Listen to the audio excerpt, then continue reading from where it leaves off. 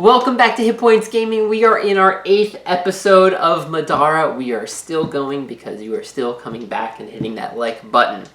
I think we're still underground in this crystalline chamber. Into the Gloom is the episode that we're up to right now. Don't tell them what before I start reading. I was gonna say into the Gloom Haven. Oh, I took your joke. I took your joke. I'm so sorry. Let's see what is going on before we get started. The other day, got to play a game that I was really anticipated in playing. U-Boot. It is a submarine simulator game. I played with 3 other players. I was not involved. Definitely was not involved. Not involved. After 4 hours, we managed to shoot the guns. We managed to shoot the guns and sink an unarmed merchant ship. It was so satisfying. I am not interested at all. I went back to Dragon Quest Builder. That's what you were doing. Really fun game. It's obviously got a big learning curve. And yeah, it's true simulator, which I like. I'm looking forward to playing it again. Some of our friends were like, oh, we should tape this. We would only tape it if we become like actual aces at playing this game and could role play it. Other than that, you don't want to see us yelling at each other for 4 hours. Well, I don't know. I feel like it could be pretty funny. Speaking of pretty funny, should we expect a werewolf? Oh yeah, I am plopping out. I'm editing a werewolf right now. That's actually going to go up the day before this episode comes out. So if you haven't seen it, check it out. We have a cat that's... Why is there a cat that interrupts every episode? I'm so sorry. Can you stop that? Don't go up there. Don't go up there. You're going to get trapped. Just let it happen. Just let it happen. So if you hear a big crash off camera, it's our cat's being stupid, but what else is new? There is another set of games that we've been recently interested in. Nothing to do with board games and nothing to do with Hit Points Gaming. It's actually another YouTube channel that we found. Marble Olympics. Check it out. That's all we're going to say. Life-changing. If you want a relaxing, enjoyable, family, fun afternoon, that's actually what we did with your family in one afternoon. We did. Nothing but watch it. Marble Olympics. Check it out. It's our new favorite pastime besides playing board games. Okay, he's done with that. He's gonna try another angle to get up there. Okay, so should I read the story? Into the Gloom Haven. As you go deeper into the white vault, you are greeted by a pack of cave sickles. You draw your weapons and prepare to fight when a rumbling causes you to pause. Further in the distance, something lumbers around a crumbling pillar. Is that a guy's nose? This thing? Yeah. Sure. Mouth? It's like a statue. An Earth Loa emerges and stumbles toward you. What, is he drunk? I don't know. Why is he stumbling? With a quick glance to your comrades, you commit to the fight. So long as you can defeat these cave sickles before the horrible rock creature gets too close, you should be fine. That doesn't really sound too promising. Why are you switching us around? I'm just analyzing the setup. Okay, so we win when an adventurer ends their turn on the blue exit. So why don't we just... Because I want to kill this giant... Okay, we lose when everybody's defeated. There is an achievement that's named Not Quite Unkillable. If the Earth Loa is defeated, read the following hidden text. Okay. That does not make me happy. So yeah, we are fighting this Earth Loa today. And we actually encountered this thing once before in a story event, right? It went after Nightingale and she dodged out of the way. So now it's actually on our board. It looks to be the hardest thing that we've ever faced before. The reason being is because it has 5 armor. It has 8 defense, not so bad, but 5 armor and 20 health. So it's going to be There's really... a tip about it. Untouchable monsters. Okay. They're not all created equal. You'll find some creatures are very difficult to kill. Monsters with high armor value like Earth Loa are best taken care of with spells that deal magic damage like Gore Shot. Okay. I've got Gore Shot. If that isn't possible, try flanking them with disciplines that overcome armor, such as Follow Through. We don't have Follow Through, no. Lastly, many effects can render highly armored monsters useless, such as a poison or paralyze. If none of these are options due to your character build, you can still finish most encounters without killing them. Just realized this isn't supposed to be stone. This is supposed to be like a crystal blade. I'm gonna have to fix great. Stop filming. He has to go repaint it. Okay. All right, and yeah, no more paint. I'm glad I got this painted out of the way because now I got to switch back over to Star Wars Legion. I have a rally point event next weekend, and I have a few squads left to paint. There's still more? Yeah, I have a little bit left. All right, but back to this. So Earth Loa keeps moving is the issue. Yeah, the Earth Loa is rough because he's actually one of the monsters where he just moves towards the nearest opponent. Even if he's not in range to attack. Right. Okay. So he's going to be lumbering towards us no matter what we do. So we want to be able to get rid of these cave sickles quickly to then fight. What's going on? All right. Okay. Shuffle up the initiative cards, please. Something that was pointed out to us in a last episode. Whoops. Circle tokens, an easy way to remember. Circle tokens like your heal. Are come back, of course, but ones that are square, like the darkness, get removed between encounters. So remember, we even used if the magic you don't bomb. refresh. Right. So we'll know that going forward. Did you have any damage on Rook? I had one. Okay, that's the only thing I didn't set up. I had 1 damage. Okay. All right, what do we got? Are you gonna cut it? No, I'm not. Okay, I kind of want the cave sickles to go first, so they move close. Yeah, that's a good idea. Nope, sorry, Zeke. Oh, jeez. Hey, if we all go, we could all get some attacks. Cave sickles 4 That's through this 6. one. This one back here. Okay. 1 through 3. So they're gonna go, and then, oh boy, Nightingale. and then Nightingale. All right, Zeke. Well, Can you one-shot one of these guys? Out of here. they're close together, so they're gonna have 2 additional. Okay, he doesn't get any plus armor. I would have to do 14 damage on that. That's really tough to do unless I used an arrow. Do I want Wait, to they use... have more health? Well, they get extra defense if 3 are around. How much extra? Just 1. Oh, okay. Oh, you're saying you would have to roll a 14. I would have to roll 14 to one-shot them. Okay.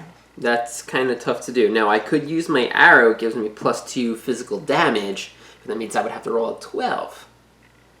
Or an 11 with this. And you want to save your arrows for the big guy. Well, Right. you know, I could shoot him.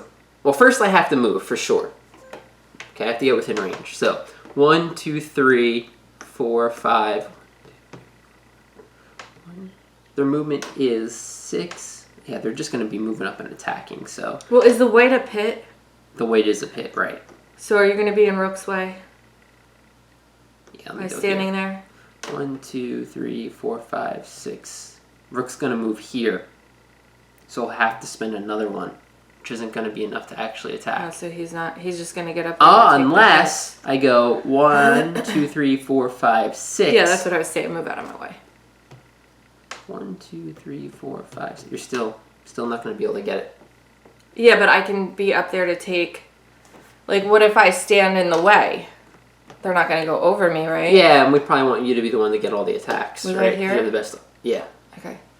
Yeah, let's do that. All right, so I'm going to move there, and I'm going to shoot at this red one. Okay, now do you want me to try to one-shot it? I'll have to spend an arrow. No. No, I don't. No, because I actually was going to do it. Oh, okay, well then do it. I'm just too nervous because we're at the beginning. You want to kill this guy. Yeah, but the less cave sickles, the better. I'm gonna do it. So now these arrows were flipped once, so now I actually have to get rid of this arrow. Okay. All right, so I get +2 to this roll.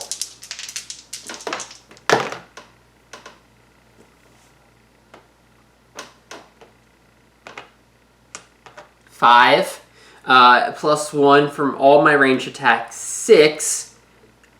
I don't hit him. You don't have a reroll or anything on Zeke? Okay. No. That is literally the worst I could have rolled. Yeah. On both dice. Yeah, it is. My arrow just broke in half, I guess, when I... It got wet. Something happened. Yep. Yeah, okay. Get that out of the way. All right, Remy. Remy. Now Remy's got that reach. So this might be a good one to... Can she actually get there?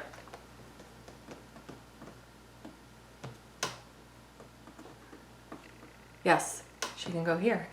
But then she will be in danger. Yeah, why don't we come maybe this way?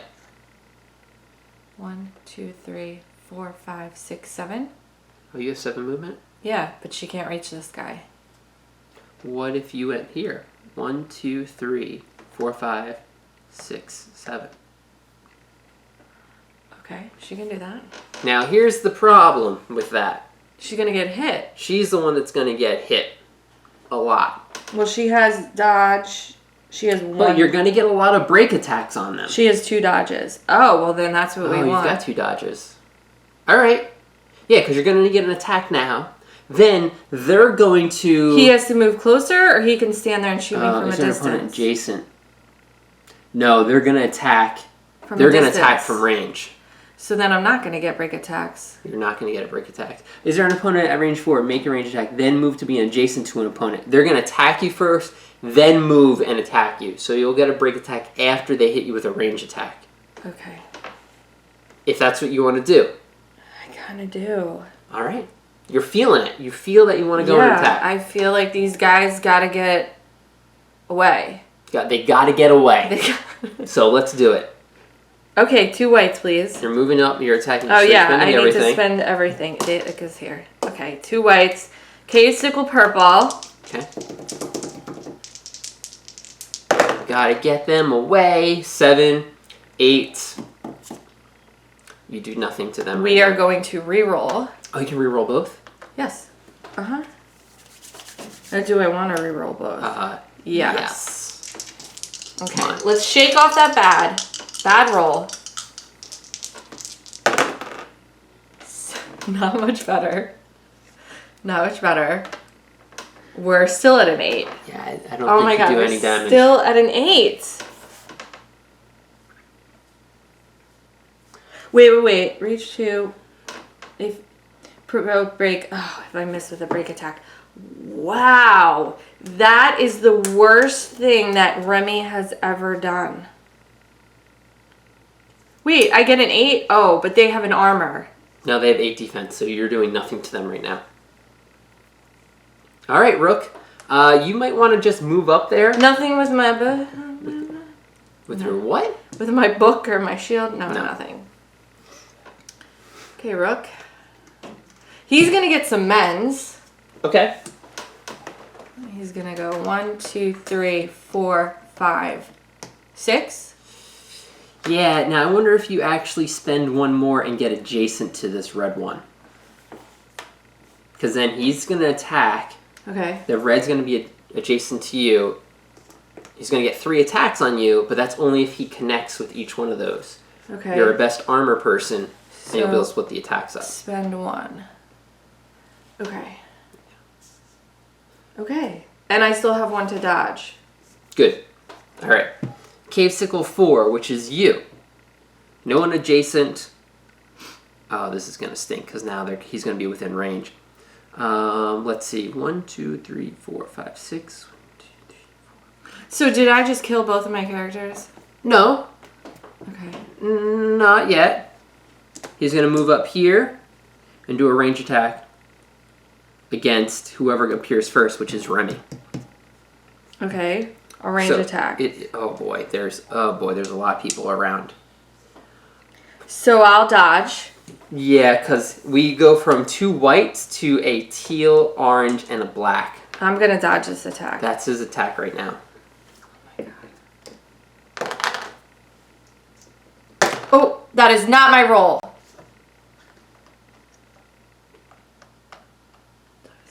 Okay. That slipped. We're gonna have to kill these cave sickles next Yeah, round. I know. That's what I said. 1.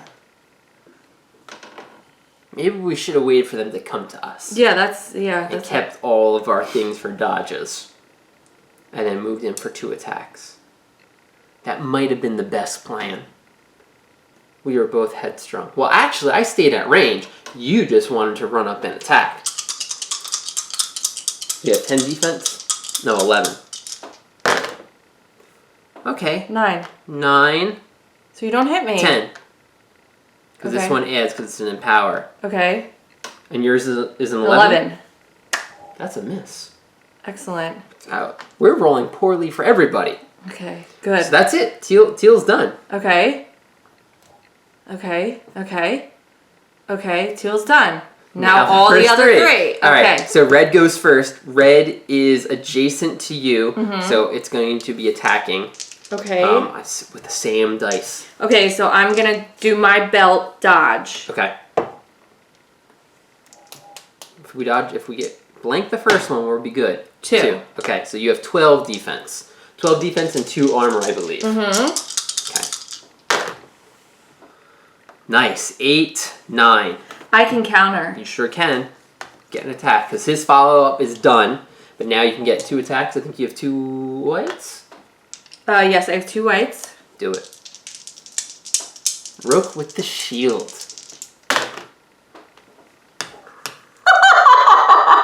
Red's done. Just moving on. Purple. From adjacent opponent at range 4. Rook, just stand there and look pretty, Make please. a range attack. All right, range attack against Remy. Range attack against Remy. Okay. Are you dodging this one also? What's the dice? The same? Thing. It's all the okay, same. I'm gonna dodge using my shirt. Yeah. Okay.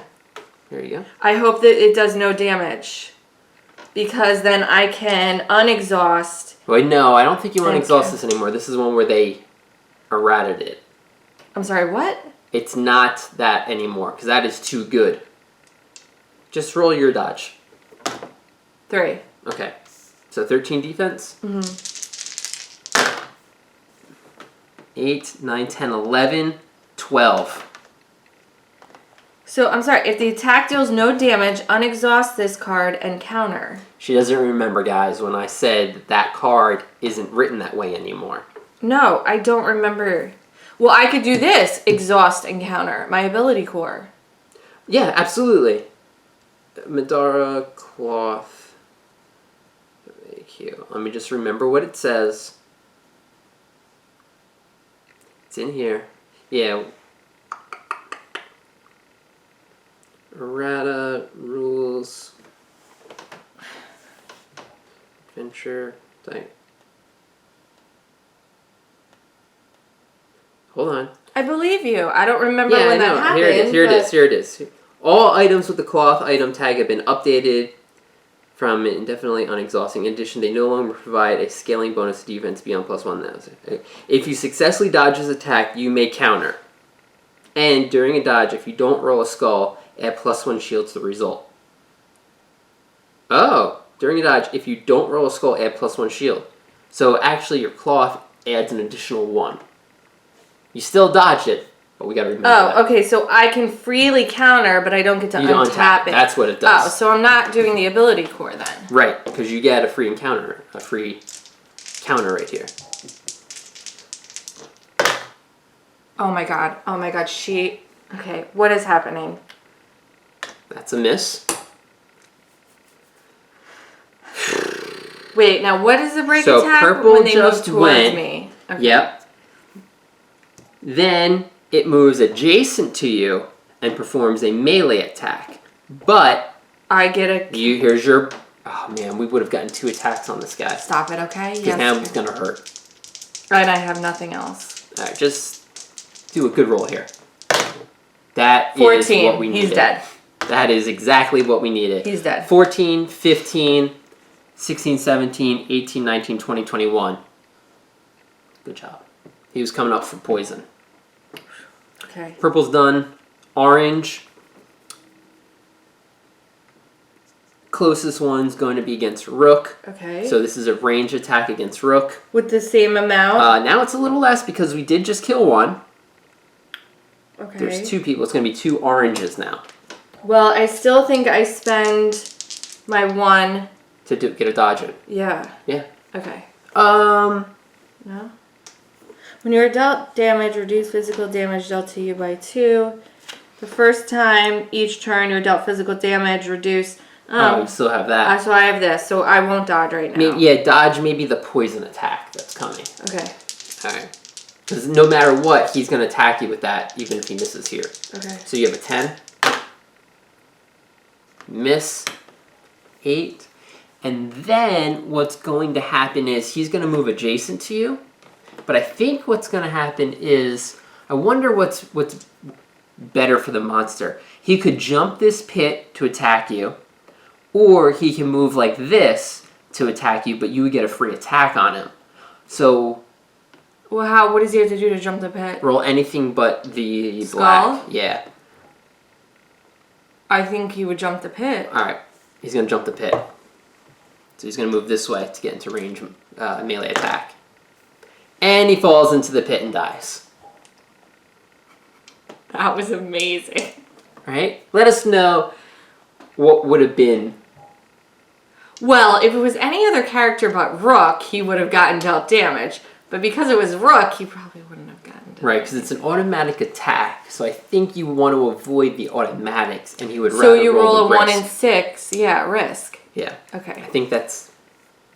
Now that's the only Wow, time. we Okay. walked away from that pretty well. Okay. Earth Loa. Oh, crap. Alright, boy. so he has hulking, which means that he can't be pushed, just so you know. Okay. Is there an ally with an SOI without barrier? No. So basically he would provide a barrier to any other ally besides himself. I looked it up. It says another ally with an SOI gains barrier. Okay, continue down. Is there more than one opponent adjacent? There's not. No. Can it move an attack opponent within reach 2? No, because it only has movement 4. Okay, but what's different about him is, again, he just then moves. Otherwise, move towards the nearest opponent. So he's going to go 1, 2, 3, 4. Yeah.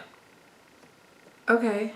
I thought it was going to be scarier than that, but... That's it. He's just coming at us. Okay.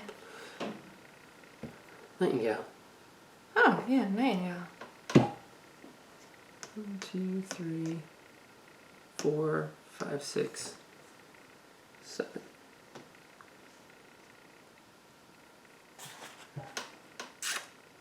I am not going to attack at all. Okay. I'm going to save all my SP for hopefully round. using the Gore shot on the Earth Loa. Okay. So now we reset. New round. I don't know how we made it out of that without getting massacred. Okay, so Zeke. I just have a feeling we did the cave sickle wrong with the jump, but we're going with it.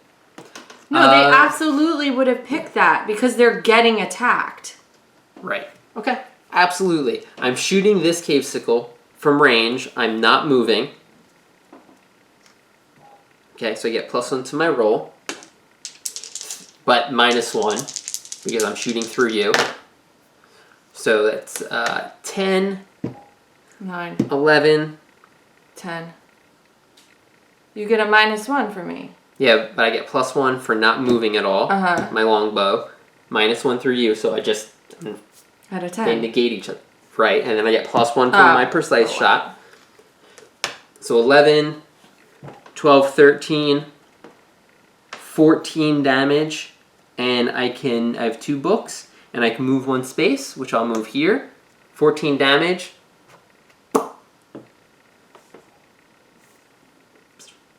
Wow.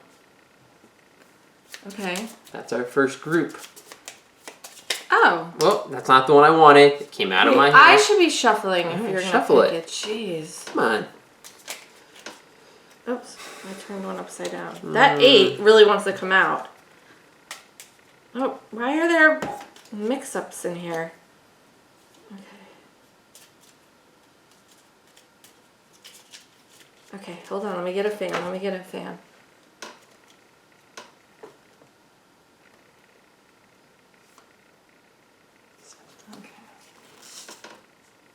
Okay. Zeke is done. Remy? Okay, Remy's gotta refresh everything.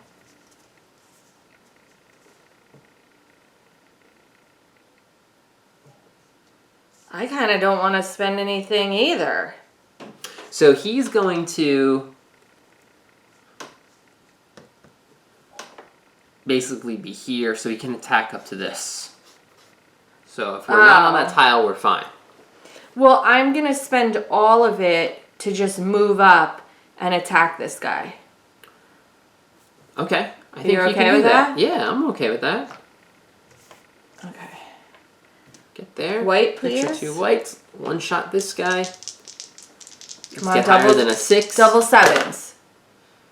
9. So we're hitting with 1. You're plus 10. 1. 2. I could reroll. You can reroll the 3. How much is this?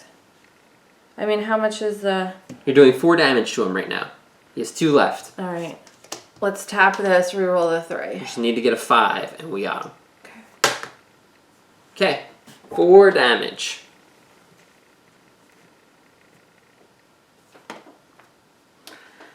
That's all your things.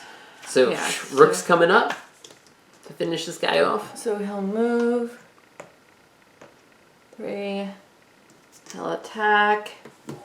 Alright, just need a 10 here.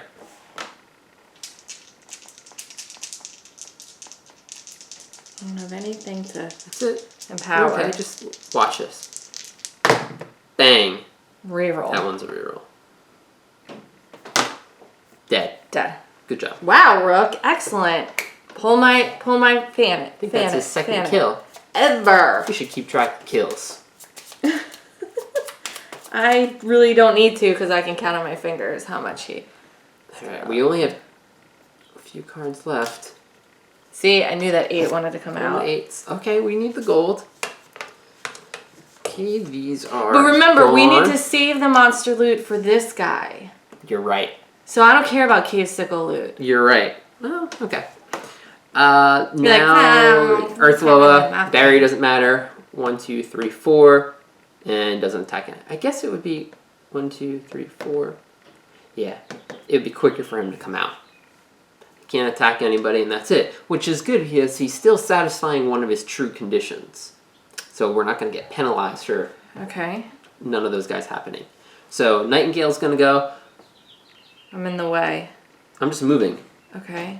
1, 2, 3, 4, 5. Oh, sorry. I didn't even see the loot. Oh, I saw it from the beginning. Where's the doohickey? Okay, blue loot. You find a pile of treasure. Gain 10 gold and 2 random consumables. Okay. I'll take the consumables. So we got 10 gold. Okay. Put that arrow back in. Oh, well, it doesn't matter. She pulls an arrow because I'm gonna get we rid of it. we can't do anything with it. Right.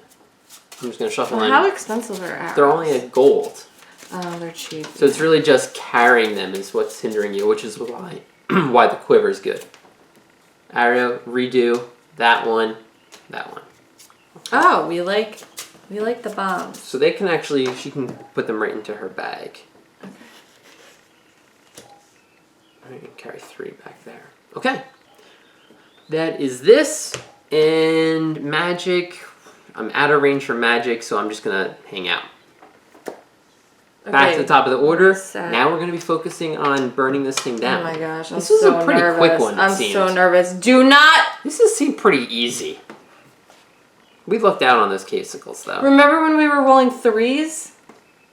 Yeah, and then remember when the guy fell into the pit and they were rolling 3s. You haven't even gotten touched yet. We're unstoppable. Let's see. Zeke is up. Zeke's gonna move. If you even need him. 1, 2, 3. Yes, 4, we need 5, him. 6. He's range. He pierces through the armor. 1, 2, 3, 4, 5. Can you hit So him I can from attack there? from there. Do it. Yeah, I'll do it. Are you gonna lose because you're through me? I think I can. Yeah, I have to do. Yeah. That's okay. I'm not going to use any special arrow. Let's just see if I can get a really good roll on this. So this is really a 13 because it's through you. Okay, so I'm hitting him. +1 because of my precise strike. Did we show everybody what his damage is? And you're looking at the cave sickle. Yeah, you're right. This is what his damage. What his damage is? I mean, what his stats are. Yeah, I read it in the beginning. You aren't paying you attention. did it? Oh, okay. Well, he takes some damage. So, well, I don't know yet. So I have to start doing... I have to do 14 damage to start doing anything. Oh, no. He's going to attack Don't the knock that submarine over. Okay.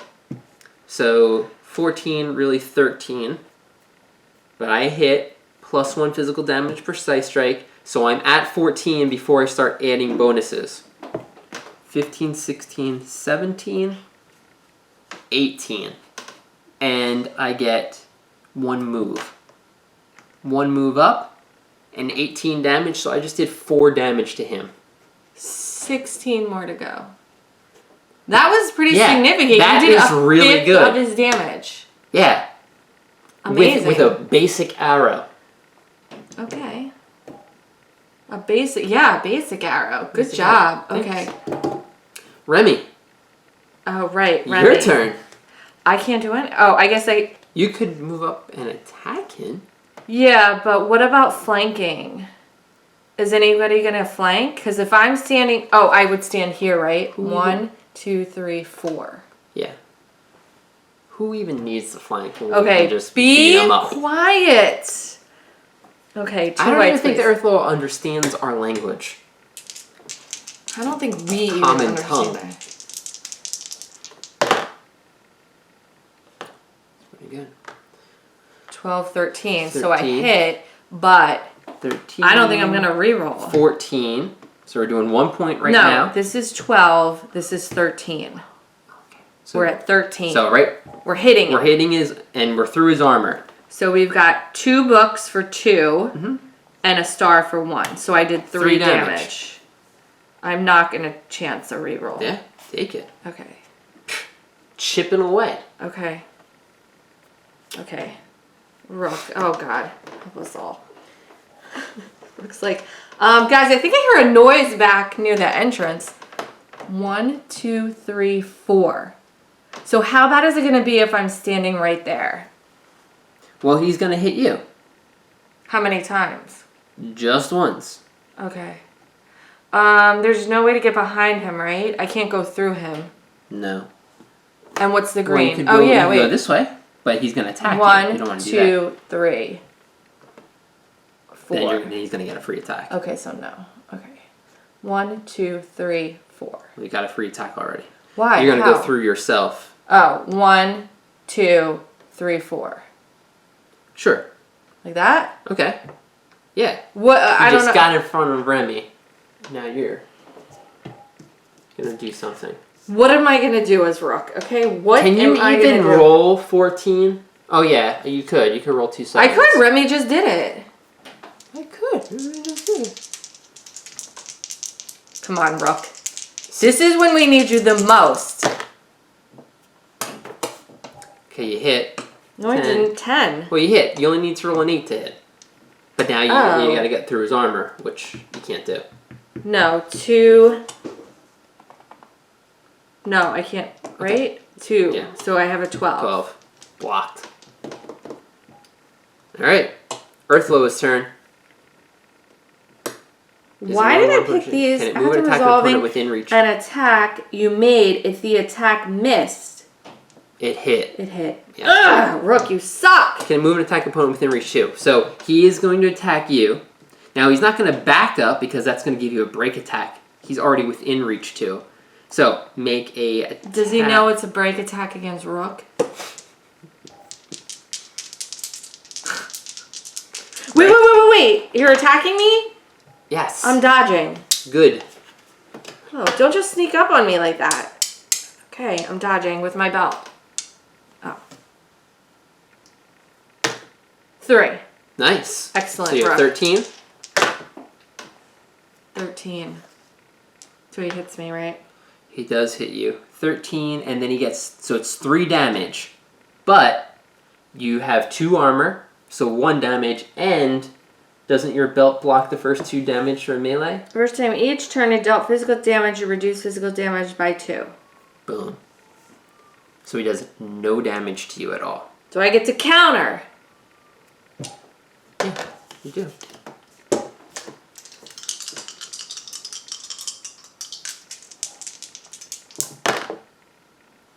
$11.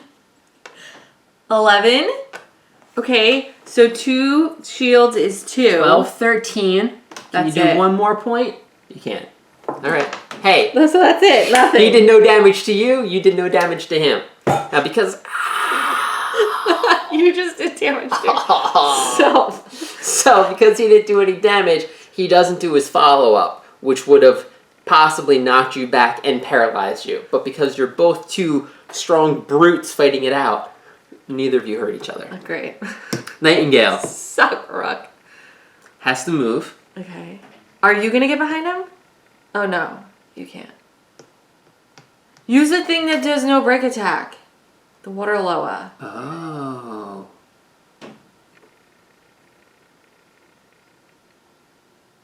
Now, do I count as flanking if I attack here with a reach? No. I would count as flanking. 6. Okay, what is happening? Okay, I could get behind him. 6. This would be 7. Come here. I would use the Earth Loa What's happening? to not make break attacks for this turn, and gets me 2 more movement points. But are you stronger behind him? Oh yeah, I you got are. backstab. You are. You're right. Okay. 2 more movement points, so this is 1. I have 1 left, so I have to spend another 1. Oops, sorry. 2 more. 1 gets me out. Then I have to spend another 1. Yep, which gets me here. So I actually did get behind him. He's out of control today. And I have enough to do an attack. Excellent. Smart. You're welcome. Smart. Flank is my flank is Rook's buddy. That's the only way he can. So I'm attacking with the guitar. And it has armor piercing too. Excellent. This is excellent. Good thing I pay attention every 3rd episode. That's right. That's right. I do have to empower this. Oh God. Oh, okay. I rolled really poorly. Could you re-roll something? No. 7, 8, 9, 10. So I hit. Okay. But you get plus because you're behind him. 2 to hit because I'm behind him. So it's really a 12. Then I get, so I hit plus 5 damage because of backstab. So we're at 17. 17 minus 2 armor. So just think of it, he had a 13, so really he has an 11. 17, 6. We're pretty good at math. You're good at math. Damn. That was really smart of you. I like snuck through these crystals. That's it. The muscle, the merchant, and the mathematician.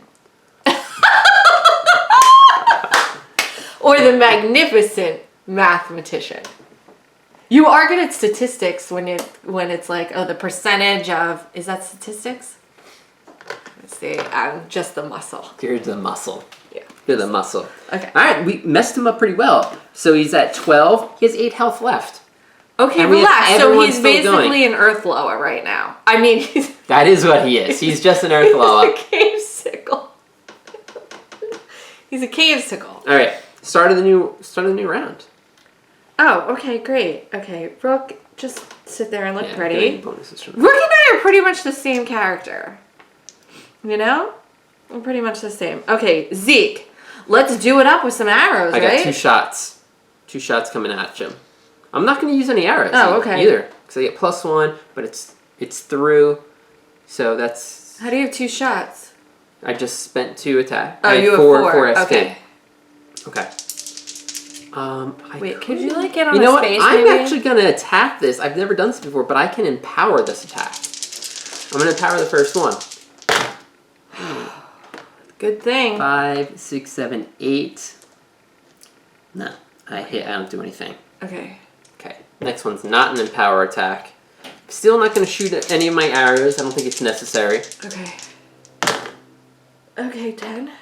10. 11. No. Okay. The arrows didn't do anything. Okay. The arrows didn't do anything. But. Oh.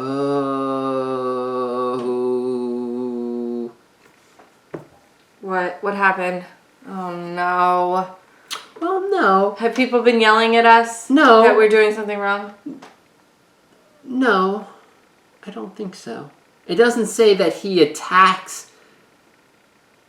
He doesn't do break attacks with reach 2. It's just this one attack he can attack with reach 2.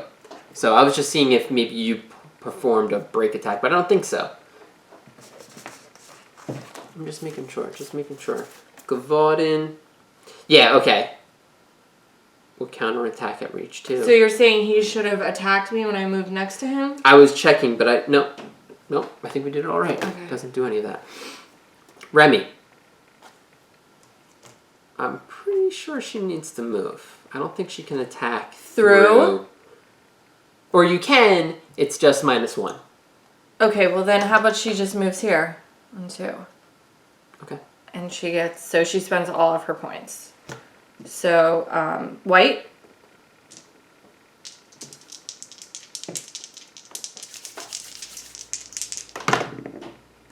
Okay, that is a reroll. Okay. Okay, so we're 12, 13, and then... anything you add is damage. Okay, so this is 2.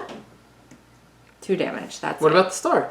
Oh, 3, sorry, 3. Oh, so she did exactly what she did last time. Perfect. Okay. It's down to 5. Oh, because I don't have the other weapon that would allow you to do To add all of it, right. Okay, he's down to 5. Okay, so Remy's done. Rook. Now, Rook isn't flanking. Rook he's is in front flanking. Of him. He is. Watch this. What? Okay, well, I didn't know if it worked both ways. It okay, does. he gets 2 attacks then. 2 attacks with flanking bonuses, Yeah. he might actually do something. He might actually do 1 damage. He's got 5 left. Okay, so his first, so he resets. Let me get a, yep. Now hold on a second. Oh, you only have 2 left. Okay, 2 attacks. I was going to say you could empower 1, but get the 2 attacks, right? Yes, absolutely. Okay. Because Rook is going to roll a skull if he gets out there. Okay. Unfortunately, that's a hit, or else you would have been able to reroll. So it's, well, let's see. 8 is a hit? Well, yeah, because his defense is... Oh, no, it's not a hit. But you get +1 for flanking, so you're at 9. You get +3 attack now. 9, 10, 11, 12. And 2 points for the shields. 14. So I did 1 damage. Yeah. Okay, he's got 7 left.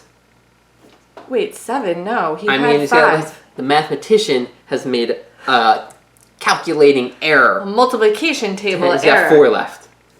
Okay, now he's going to attack me how many times? He's going to attack Remy next. Oh, Why? actually, he's going to do some pushing. Is there more than one opponent adjacent? Yes. There sure is. Everyone's going to take 2 magic damage, push us all away, and then attack the closest person. Which is probably going to be Nightingale. So, spend it. Okay. You Okay. can do 4 damage here. Let's shake this off, Rook. Come on, Rook. This is the time you need to roll 2 7s. Can you be the slayer? I will take a Earth Loa. 6 and a 7 even.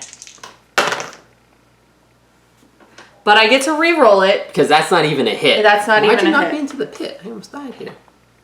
Exhaust. So I'm Spawn. exhausting my hand axe. And missed. Okay, Rook. That was the opposite of what I wanted you to roll. Yep. Get a good... Let me Think feel about it, right? This Let me video feel said, it. Think about it.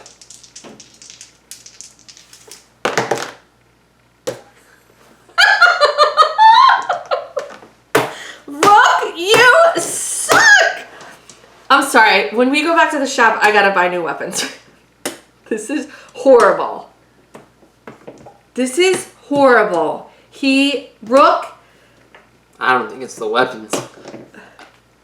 Like someone said, he trained to attack with 2 swords. Why does he have 2 hammers and then we buy him an axe and a shield? That's why. What do you mean he trained with 2 swords? In the story, his instructor trained him how to fight with 2 swords. Oh, he did? Yeah. Oh, Thanks for paying attention why to when I tell you. You know, listen, you know I don't pay attention to anything. Earth Loa. Is there more one opponent, Jason? Yeah, all opponents. You're the one that gave me the shield and the axe. You agreed to it. Are dealt 2 magic damage, so we can't stop this. So everyone... Okay, so I have 3. I need 1 and another. Okay, Rook has his, because I switched the 1 to the 3. Okay. Then, he pushes everybody 3 spaces. Doesn't that trigger a break attack? If he touches me, I get to attack him.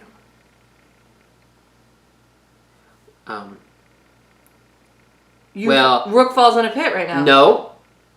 Remy might fall into a pit and die. She can't be pushed diagonally. Yeah, she goes this way.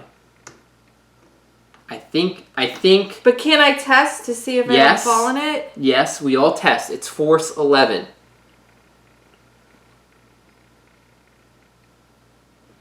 Alright, I'm going to have to look this up. I didn't really think about the pit. Why would Rook and Nightingale have to test? Well, to see if we get pushed at all. Push. Move the target up to X spaces away from the target that uses this ability. The target does not provoke a break attack from the target. See towards... I think you move diagonally away. But you can't move diagonally, yeah, so why would you be pushed diagonally? You can get pushed towards and away. Figure being moved must move into spaces that are close to if the destination space occupied by the figure, the destination becomes the nearest adjacent space to the figure. The rules for towards also apply when following.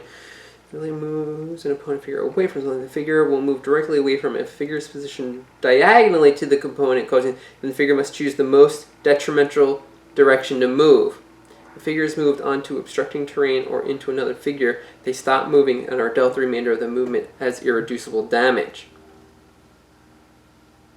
If the figure moved into obstructing terrain or into another figure, they take damage for each step.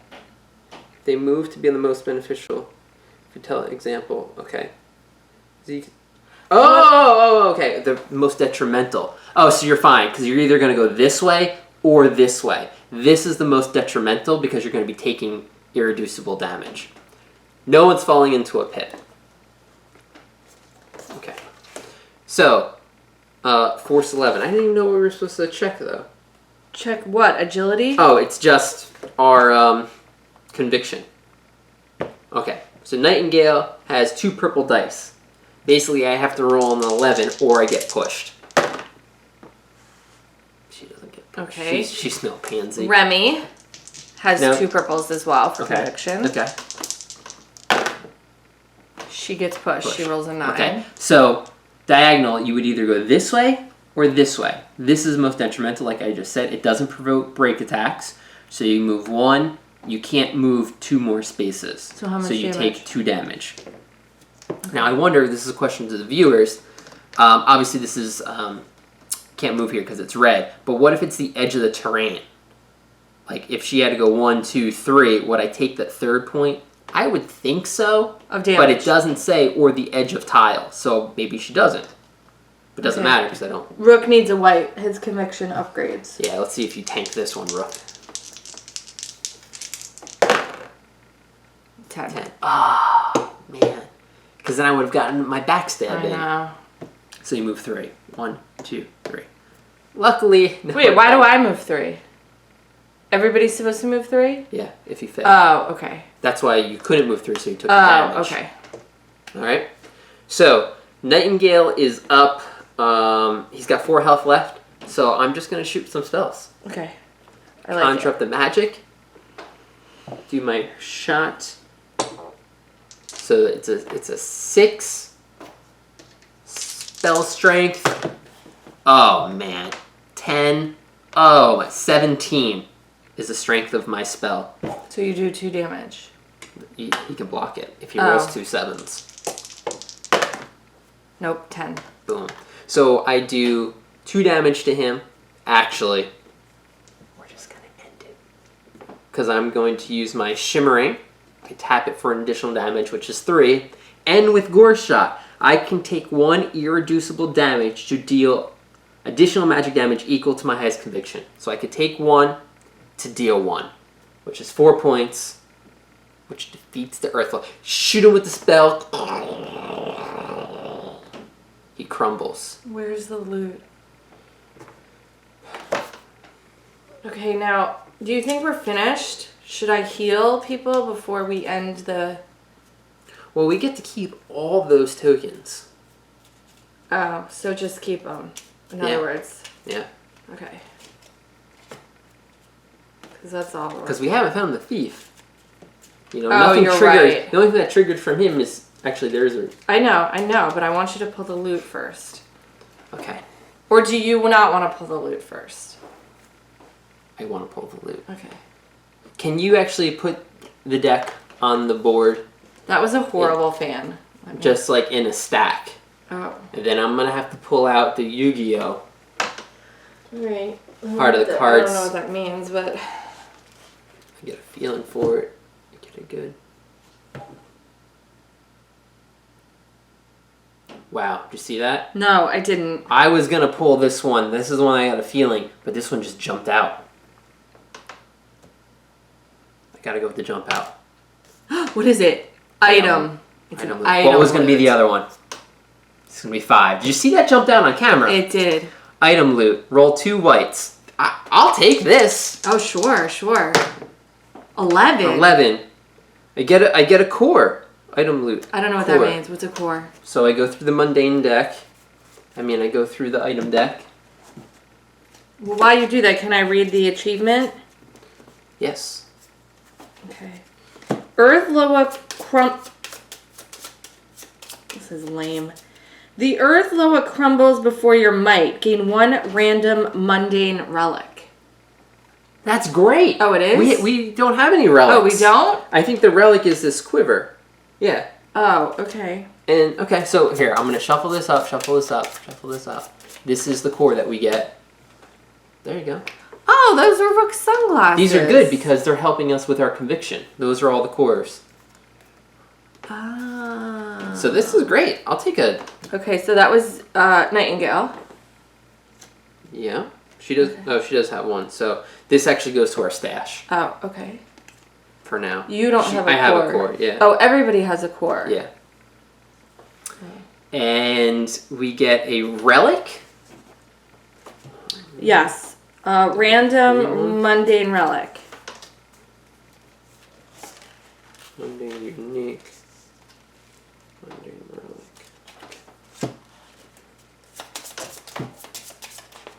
Shuffle it, please. Why don't you just... No, this is Nightingale.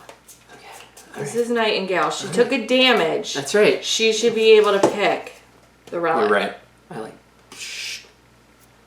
shattered them, and this is what falls out of. Ooh. What is it? Some earrings. Oh, that's we pretty were sweet. going to buy that for Remy. Check that out. That's actually parts of him. I made it into an earring. Got it. Enchanted Piercings. Passive. Conviction upgrade white. And after making a roll, flit to reroll any of your dice. Oh, so that would be okay for Remy. So this is great because... I mean for Nightingale. I actually can put that on right now. So now, with that core upgrade, everyone's going to have, I think, an upgrade to their conviction. So that worked out really well. No, she doesn't. Remy doesn't. That's who's going to get the sunglasses. Is she going to have 2 cores? No, you're right.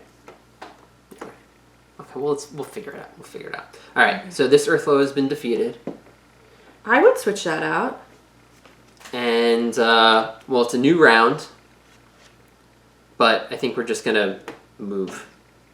You know, like Remy can just fly here and end her turn. Okay. Now... That's end. This is it? We'll flip. Well, it seems like we have a lot of... Oh, yeah, reward. I forgot about that. Each party member gains 1 XP. Then restore adventurers. There you go. Everyone fully heals. Wow. Probably gonna have a buying phase. It looks like we've got many pages of audio. Okay, well let's count up all of our gold. Do you have the stack of gold? I do. Okay, mathematician. Oh, but you added it before. Nope. You added the total, so now we have 48. Nope, please don't touch anything. Please don't touch. What do you mean 48? Where did we get the other 10 gold from? We got the 10 gold from the chest that you unlocked. Okay. Yes, please add the 10 gold. Yeah, so we're 48. And I got a gold somewhere over here. Wait, where's Rook's gold? I just took it. Oh.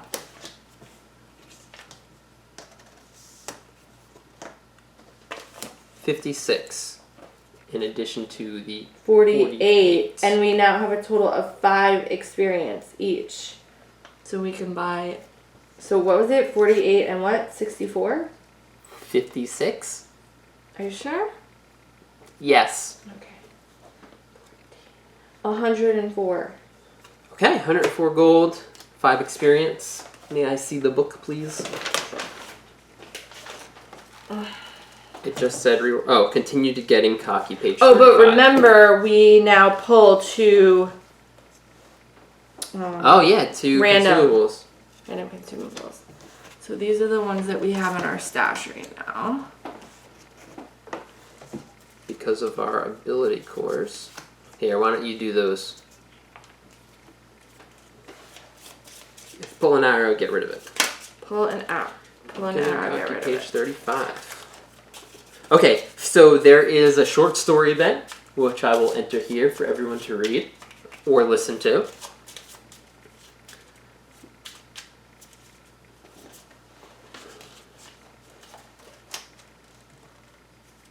No, there's a long huge story.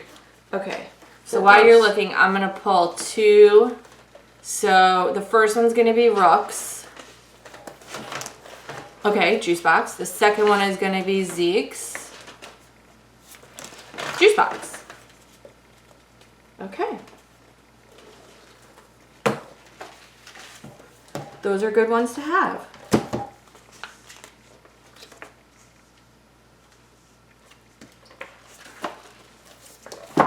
How you doing over there?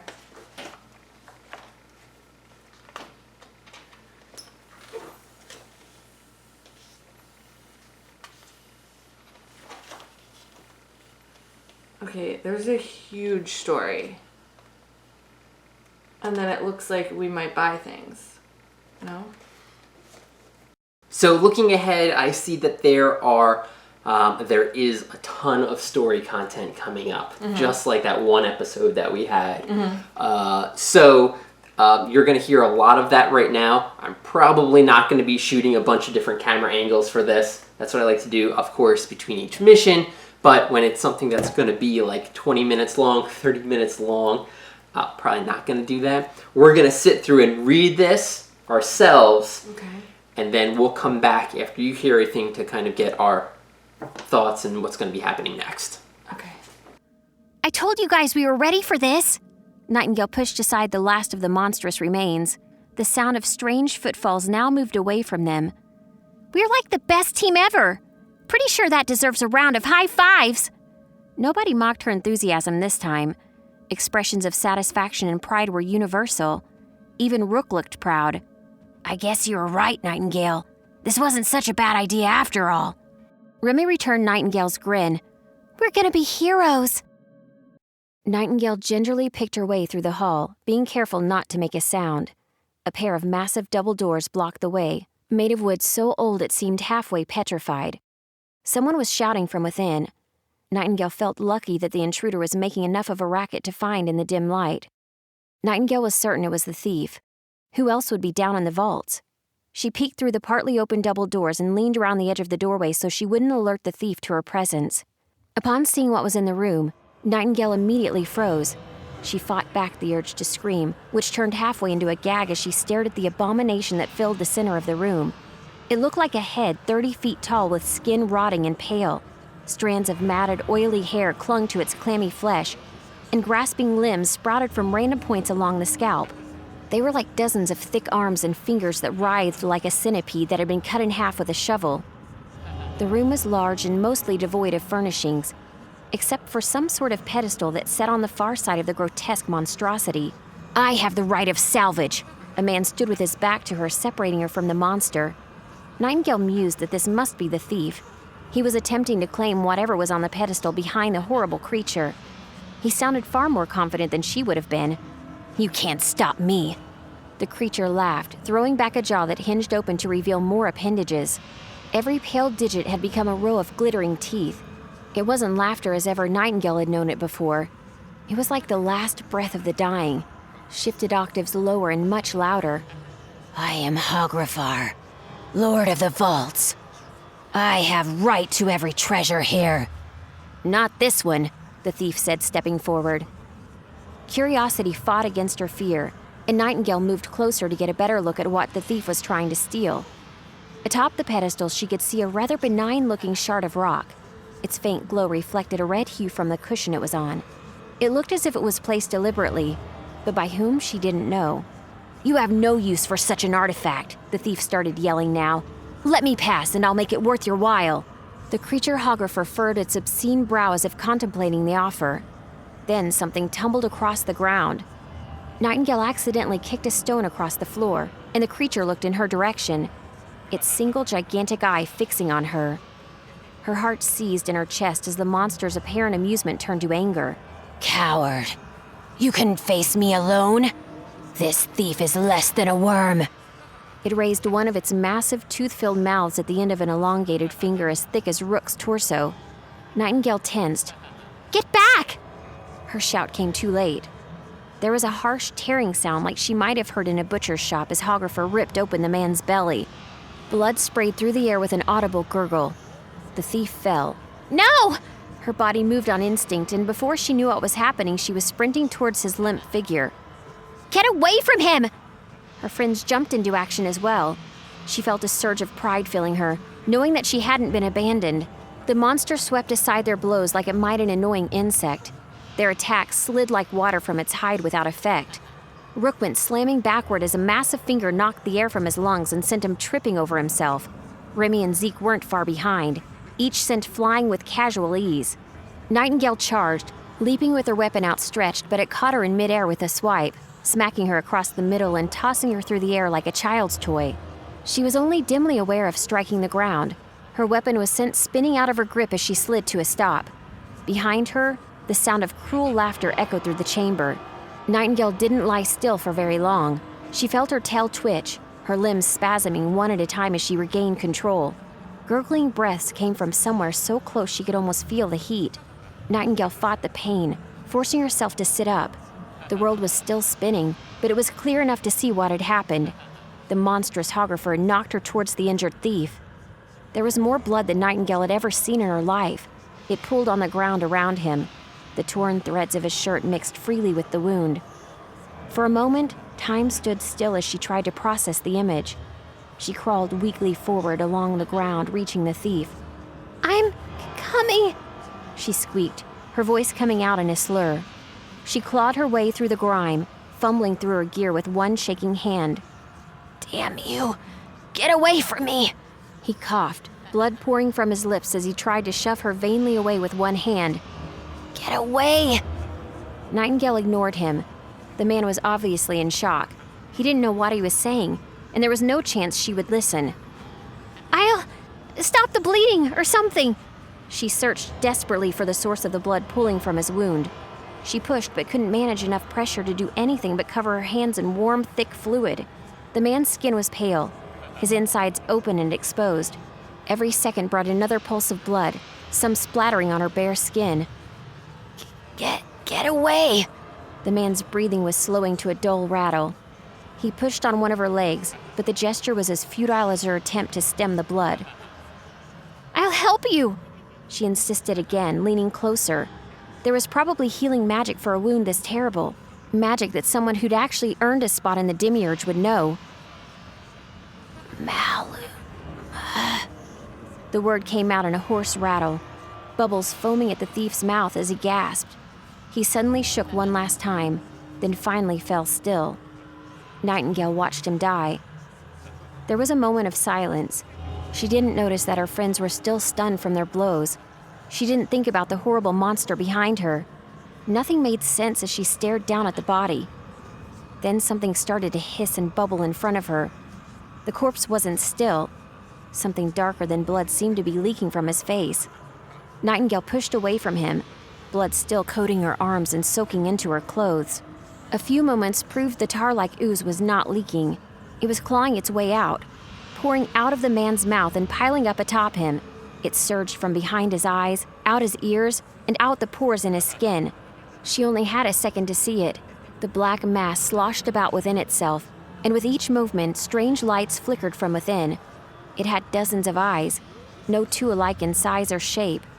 They seemed to move freely, pointing directly at objects instead of pivoting to face them. Within a second, they were all pointing at her.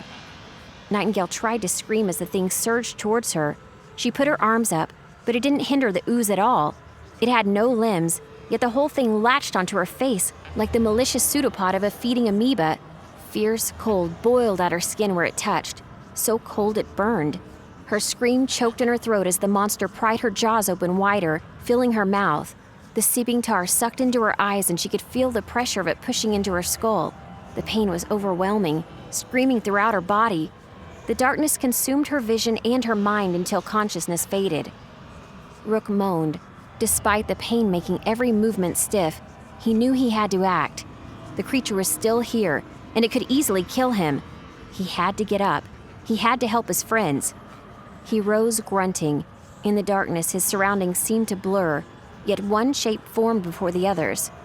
It was Hographer, looming in the murky shadows. Far worse, he was holding Nightingale in the air by one of her horns. Rook couldn't speak, instead fumbling for his weapon. He didn't dare do anything sudden, lest he startle the monster into killing his friend. Hographer held Nightingale very near between two grotesque fingers, inspecting her closely. "Where did you go? Acquired a new host? Perhaps trying to hide inside of another body?" It was searching Nightingale's face with a massive eye. Rook tensed, readying for a vain attempt at an attack.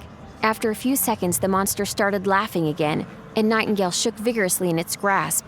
"Damned fool," Hographer called, voice so loud that the ground seemed to shake. "She just saved my life from that parasite." Hographer seemed to be smiling through the appendages leaking from its mouth. Rook had no time for rational thought. He charged, crossing the room far faster than his size made him look capable of, lifting a massive weapon in both hands. Hographer didn't see him coming, nor did it turn towards the sound of Rook's pounding steps. Rook struck as hard as he could, aiming straight for the joint on one of the creature's fingers. The half-rotten flesh parted, spraying foul-smelling slime.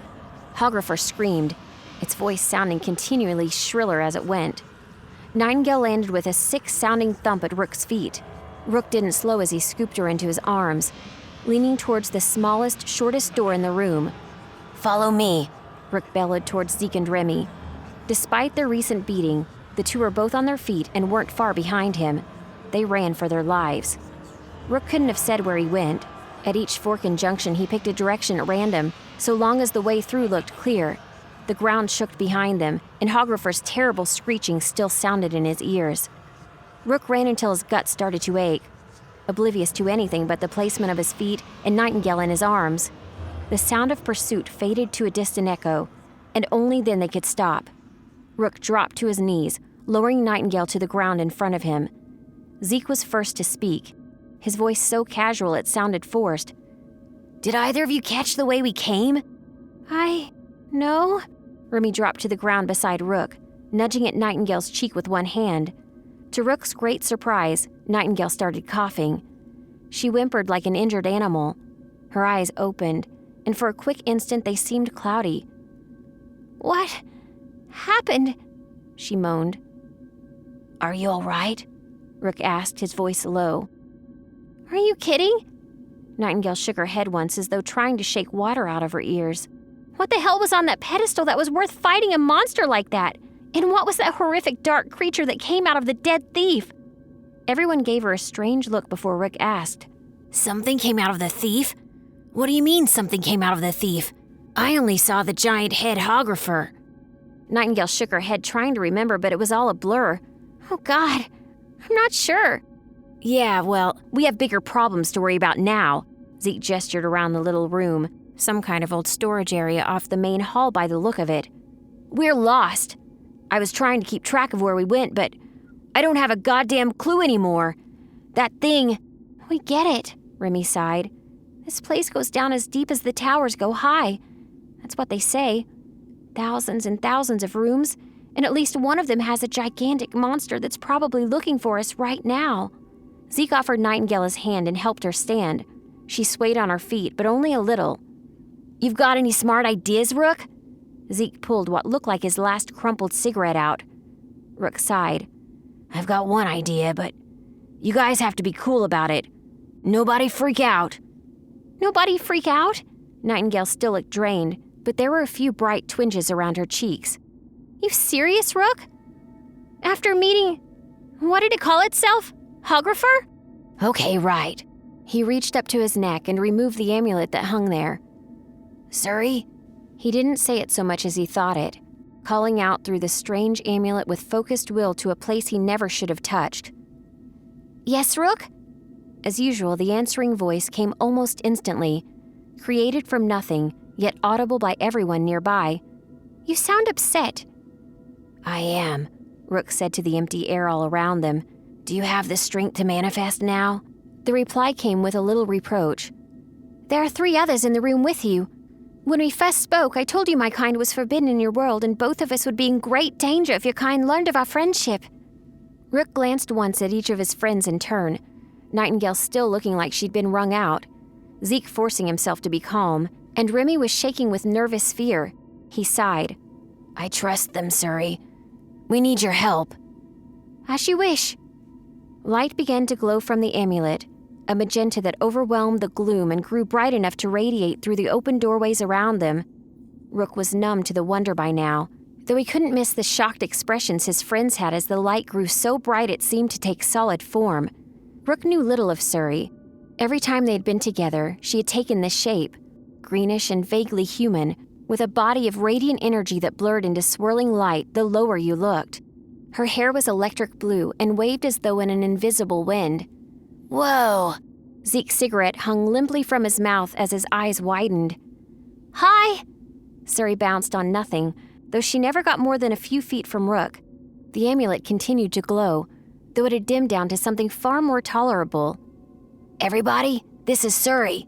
Rook waved towards his friends as he introduced them.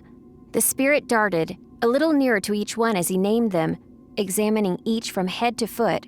She didn't offer to shake hands or anything else similarly polite. How did... Rook cut Zeke off with a tired gesture. Later, he turned, fixing his eyes on the glowing spirit. Surrey, we're completely lost down here. Can you help us find a way out? Remy gasped as Surrey vanished. Did she just leave us? She said with a concerned look. Rook shook his head. It's complicated to explain. If she left us, the amulet wouldn't be glowing. Before he could explain further, Surrey returned in a bright flash of purple light. I found the way, Surrey grinned, pointing with one hand at a nearby open door. A glowing trail formed in that direction. Best get moving. Your friends are good at this. Surrey glided along in front of Rook as they made their way through the ruined halls. It seemed the closer they were to the surface, the more it crumbled away, eaten by time and air, and corroded into crumbling metal or chalk like rock. Yeah. Rook still had a weapon within reach if he needed it, but wasn't holding it ready anymore. So far, they had managed to avoid anything that might try to stop them from leaving the vaults. In fact, they saw nothing more dangerous than occasional stray vermin. It seemed the lesser creatures of the upper vault had learned to stay away, probably due to Hographer's nearby presence. Thanks for the directions. We'll have to bring a map next time we go exploring, Remy said. Maybe next time we can pick somewhere safer to adventure. We could help innkeepers deal with the rats in their basements, maybe. Inquiry? Suri didn't meet Remy's eyes so much as she watched her wings. Do the mortals of this realm routinely invoke the help of skilled professionals to get them out of minor problems they could have solved on their own? Wouldn't involving experienced instituted graduates be an unwise investment of your time? No, Zeke grunted. on Earth they did. People on Middara usually have more sense. Zeke left a trail of smoke behind him. Rook wondered where this new cigarette had come from, but took it as a good sign. They were recovering from their experience, except maybe Nightingale.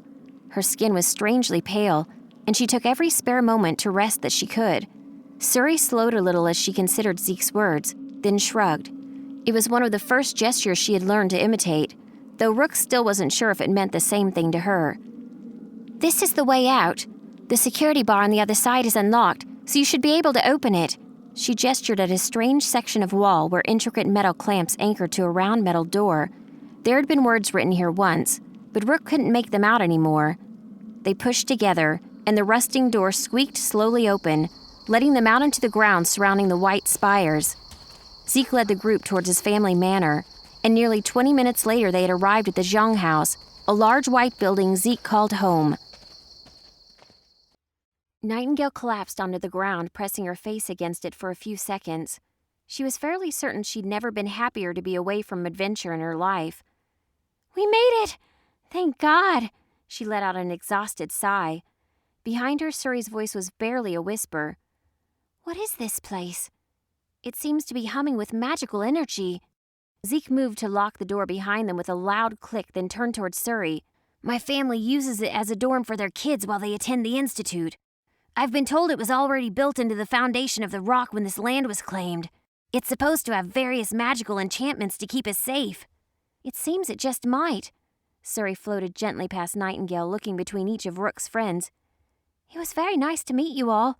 I don't think I've ever seen so much of your world at once. Perhaps it will happen again. Maybe, Zeke began, but the spirit didn't linger to hear it. There was a faint pop and a flash of purple light. The place she'd been was empty, and Rook's amulet ceased to glow. Sorry about that. Suri's a little oblivious to common courtesy.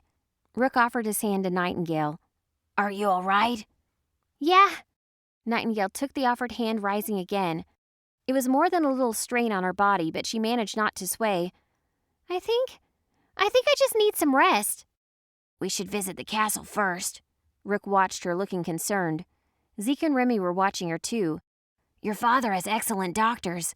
After what happened... Nothing happened! Nightingale found herself tensing, her tail snapping once behind her. Even as she said it, she saw a brief image of black ichor boiling from the dead thief's mouth. Really? You mentioned that something had come out of the thief. Some kind of dark creature? Rook looked from Remy to Zeke. Did either of you see what happened to Nightingale? Nah. Zeke looked down, frowning. After that thing knocked me back, it gets a little fuzzy. Remy nodded. My dumb wings were in the way. I didn't get up again until I heard her scream. Nightingale could only remember a strange amorphous shape sprouting towards her after she tried to save the dying thief. She shivered, glancing down at the ruins of her dress. It was brown and crusty with dirt and dried blood. She tried to push the image from her mind. That thing! It called itself Hografar, right? You must have hit me first, that's all. You're fine, I'm fine.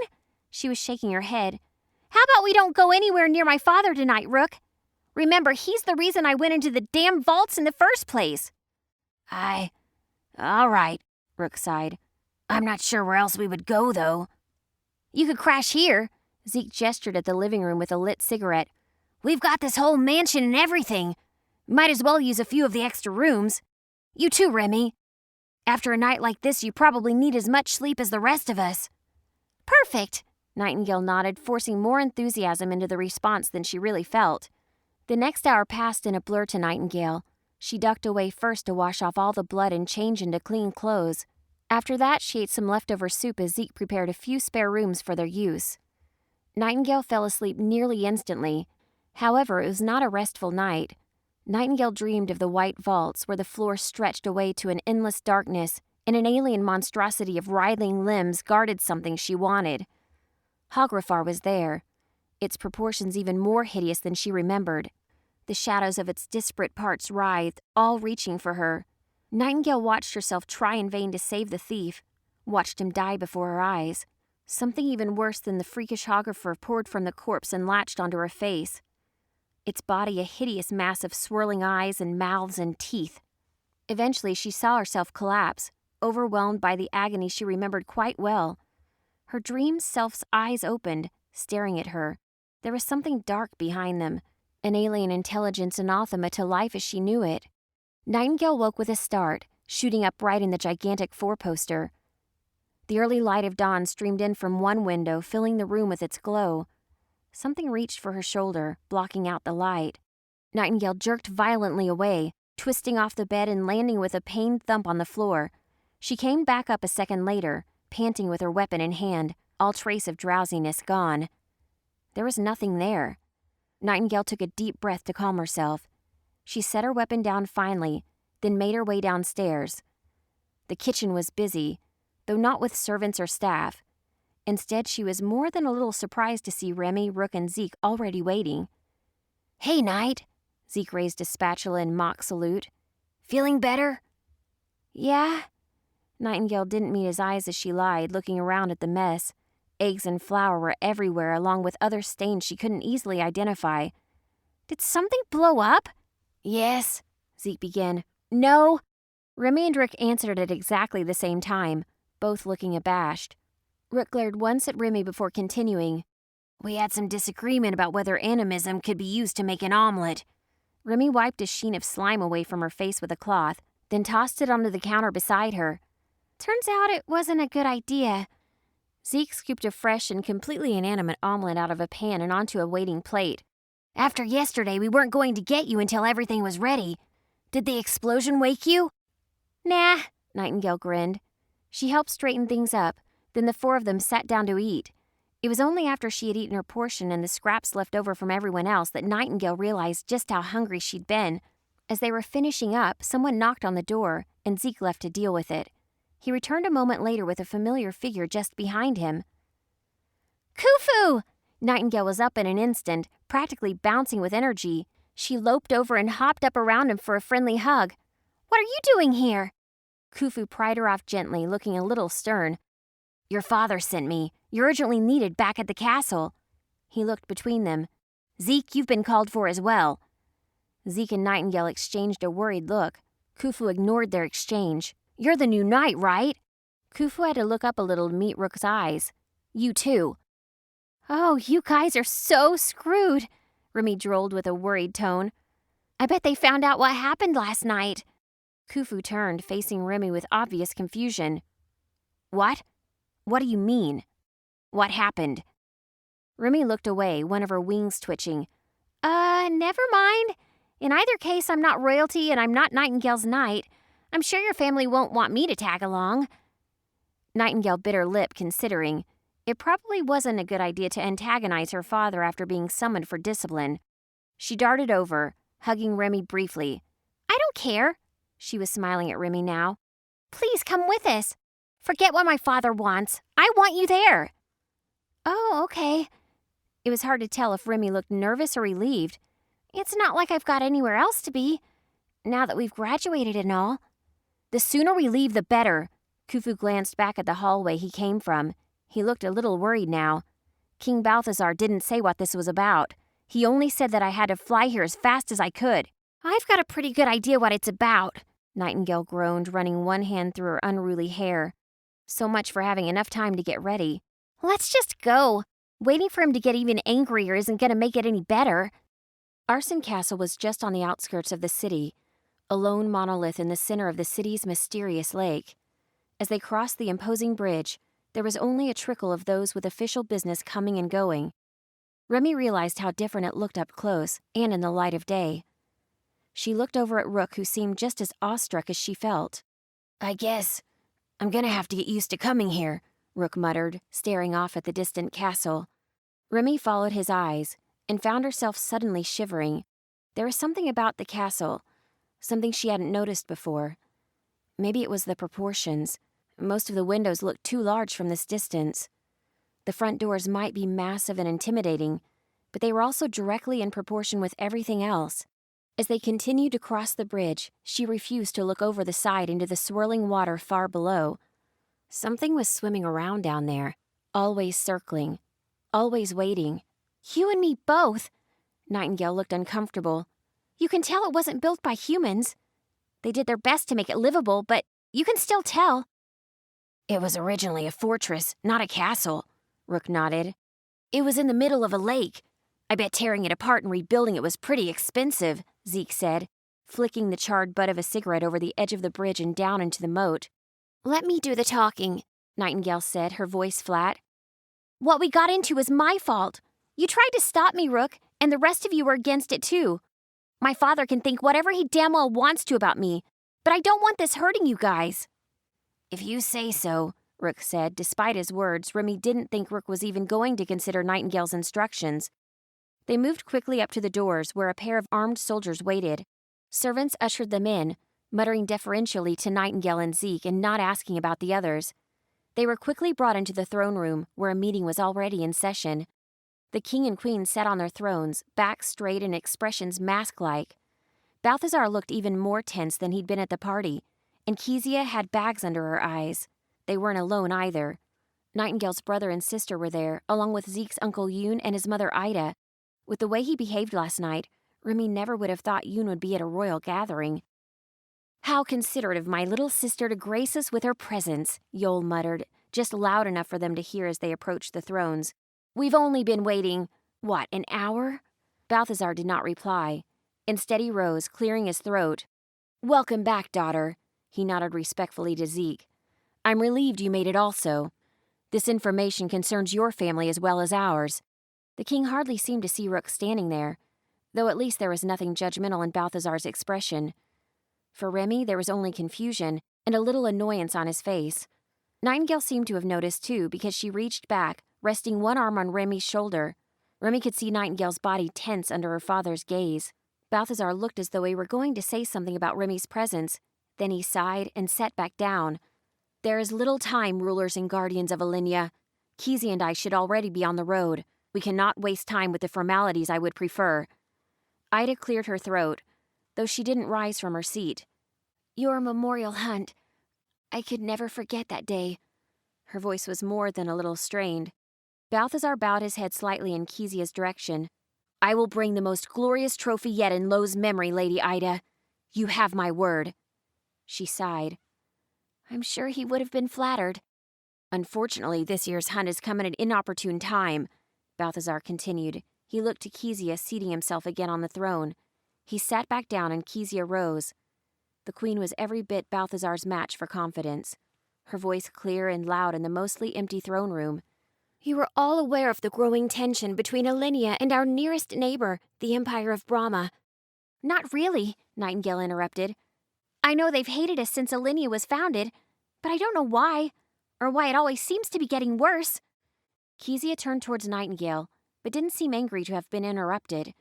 The details would take time we don't have to explain. Suffice it to say that Brahma has always claimed Alinea as its territory, but never used it. When we declared our independence, they failed to recognize us as a state. Yol spoke up from his chair. Brahma is larger and more powerful than Alinea. The best intelligence we have suggests their soldiers outnumber ours 10-1. They have their own version of the Demiurge, too, a cabal of sorcerers and mercenaries called the Grim Deacons. The initiation rites alone would leave you scared. That's enough, Kezia interrupted. The peace envoy will be arriving within the month. Yol will conduct the negotiations and attempt to alleviate tensions before they escalate things. The peace envoy will be arriving within the month. Yol will conduct the negotiations and attempt to alleviate tensions before they escalate things. Yol? Why Yol? Ida Zhang's voice was a matter of fact, her arms folded. Take this as no slight to your son, but Yol is incapable of handling such delicate matters. He's hot-headed. Yol simply nodded at the remark, unfazed by the comment. Kezia threw her a sideways look. Ida, I have no choice. I have confidence that he'll do fine. His work at delegating peace in Fair Edge has been commendable. You mean Shayless's work in Fair Edge, Ida said, glancing sideways towards Nightingale's sister. Shayless stood. Yol and Nalia have proven themselves more than capable at diplomacy. If it wasn't for them, I might be on the gallows in Fair Edge right now. Speaking of Nalia, where is she? Ida tapped her fingers rhythmically on the chair she sat in. My wife has left to Fair Edge. The Wolfric family has requested her presence as a formality. We're playing along, Yul said calmly. Ida relaxed a little. Kezia, it should be you who delegates the peace envoy. You could sell a king his own castle. If you're not going to be here, that must mean you're leaving to the west. Unfortunately, yes, Kezia said with a look at Ida. Remy's friends looked as confused as she felt. Remy looked between the two noble ladies, trying to read whatever silent conversation had passed between them. We don't have high hopes for the negotiations. Brahmin knows they have us outmatched. We're afraid they may have come to offer terms we can't accept. I will not be attending the negotiations because I will be visiting some of our closest allies to secure military aid against the invasion we believe may be inevitable. Kezia will travel back to her parents' house in the far west. The Lucero family will aid us if the worst were to transpire, Balthazar said. I expect the rest of my family to be in attendance when the Romanian delegation arrives. He turned, glancing to the little cluster of chairs the Zhangs had pulled together. And as many of yours as can be available, Lady Ida. My son has Alenia's best interest at heart, but lacks the wisdom that comes of experience. Balthazar rose to his feet again, resting one hand on the hilt of the sword at his waist. Should Yul be killed, the succession will pass to Shaelis, then to you, Nightingale. May there be no need. Why am I here? Nightingale asked, and Balthazar paused. We keep our business private, he said. But you've graduated. You're part of the family now, Nightingale. That means you're part of our meetings from now on, too. Did you think politics was all about running our city? Prepare yourself, daughter. We fought for our kingdom, and we'll likely be fighting to keep it. He turned, offering his hand to Kezia. She took it, rose, and glared down at them. I expect all of you to be on your best behavior while we're gone.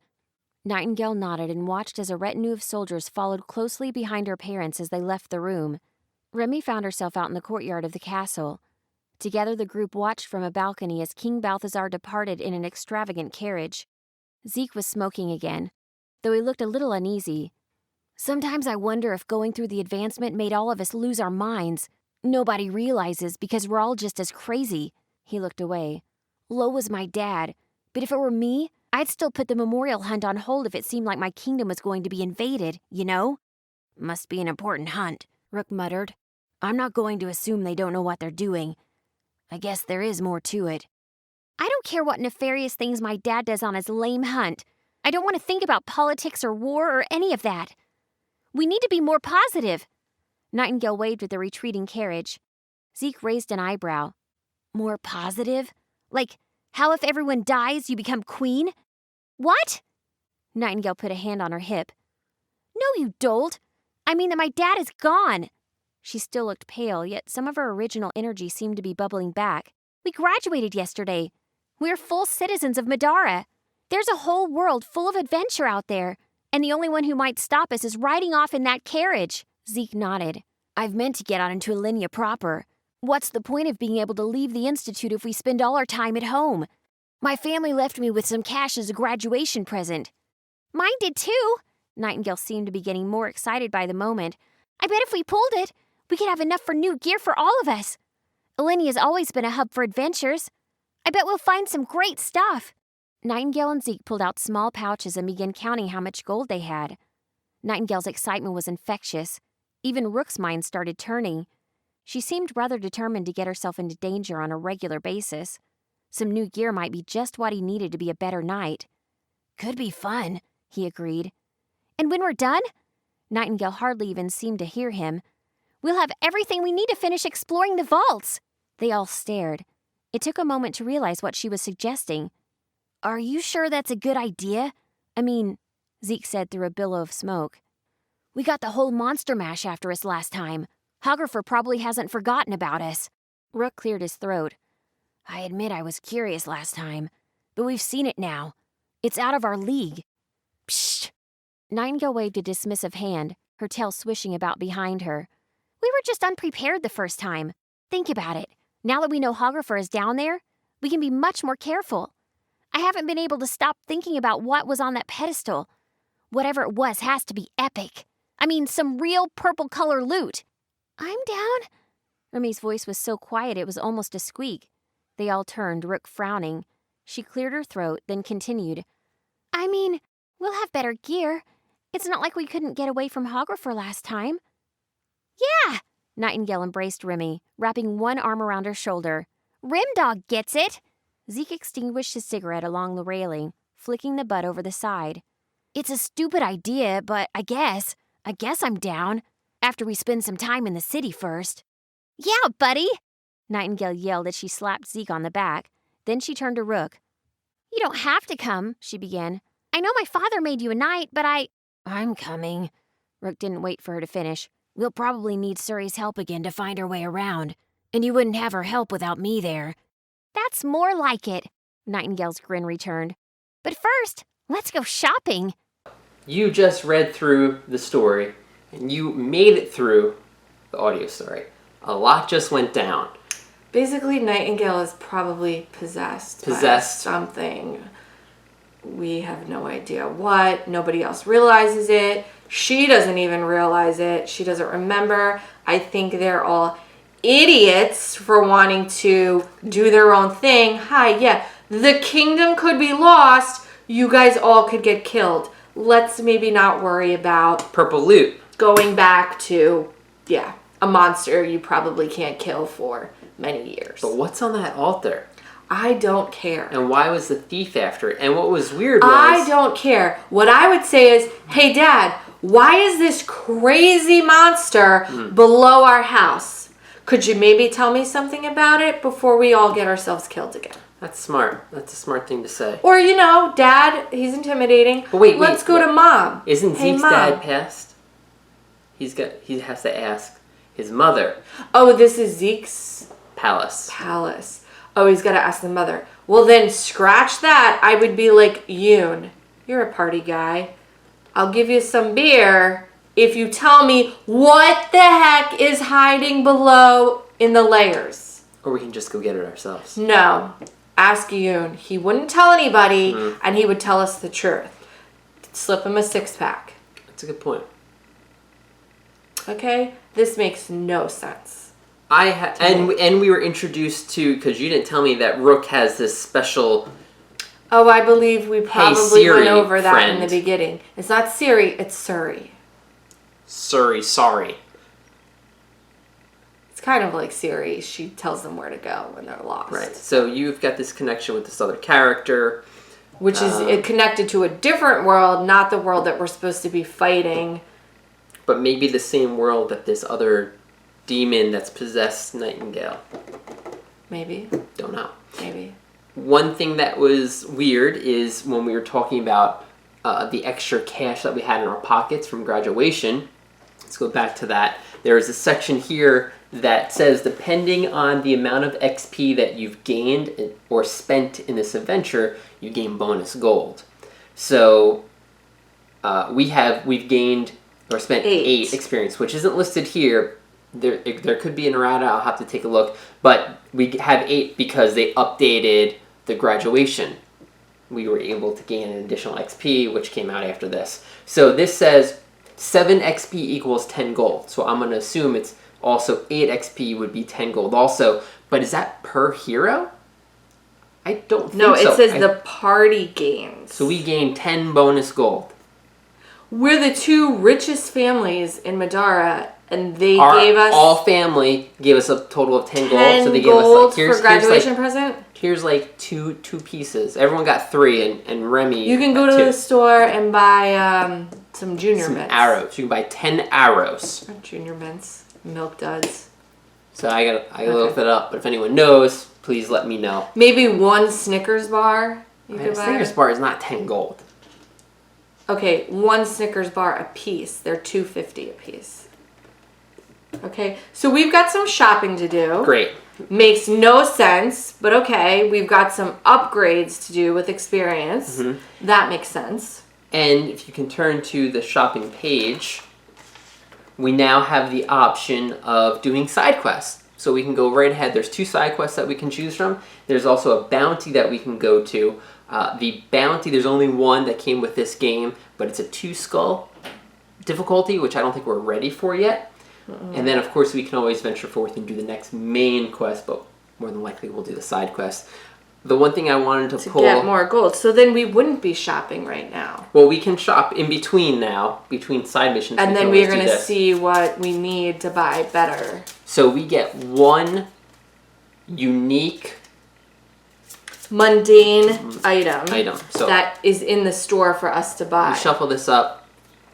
I haven't looked at these yet. You're already looking and reading them. I'm just looking at the back sides. This is what we pulled right with our items. So what is the one that we can purchase? You pick it. Bam. No, I don't pick. I'm looking at them right now. You need to pick that. What is this? What is this? It looks like a bike helmet. Oh, it's a special shield. Mundane. Let's see. It is the Bone Shaker, the Monster Beneath. Okay, for 40 gold. Shield medium. Okay. It's a white die, one-handed. Gives you +1 armor. Combo melee orange.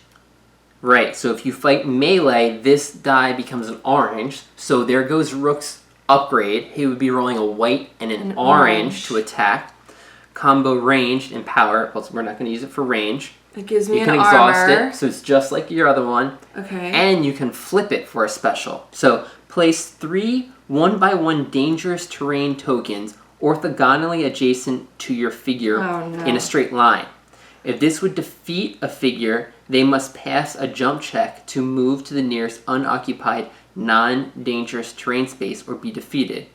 Boss, figures pass this jump tax. Can we pick another weapon? So, no, this is actually pretty sweet. You're getting an orange die for attack.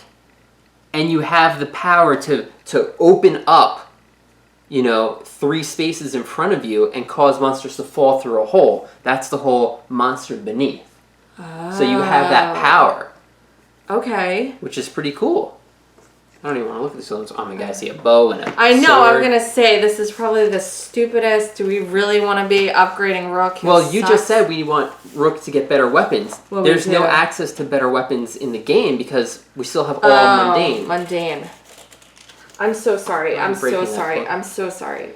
Okay. So I think this is great. Now I have to. Oh, I guess it's 40 gold. I forget how much these actually are. I guess it's just this price. So we have 100. I think that's going to be a purchase for you. Okay, let me see the orange die. Oh. Let me see the white one. There's no 8 on the white, right? No. So we upgrade this. There's still a 2 here, but there's an 8. Okay, so there's no 5 is what comes out. So Rook still can suck just as bad as he's been sucking. Pretty sure we're purchasing it. Okay. Because what else are we going to buy? More arrows, I don't know. Yeah, stuff. I guess more arrows. We can get core upgrades that are we can attach to weapons and armor. They cost gold? Yes. How much did that cost gold. I forget what the price is. Oh, okay. But I'll look it up. We'll let you know what we purchase in our next episode and what quests we go to. Just let us know if you know about the bonus gold from our parents' graduation. Let us know what you think of the story. And did anyone out there who played this skip the Earth Loa? I would like that because we have an achievement. So I think later on there's a sheet that we check off. Things are going to say, hey, did you achieve this? Do this or do that. Kind of like in Gloomhaven. Okay. All right. Got it. That's why this one was called Into the Gloomhaven. Thanks a lot for watching, and we'll see you next week.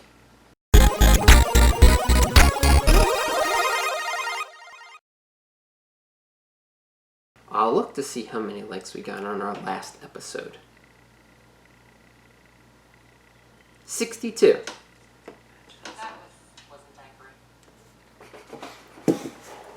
That's what you said, and then I end up with this. What does that mean? You're like, that was so great. Oh, that wasn't that great.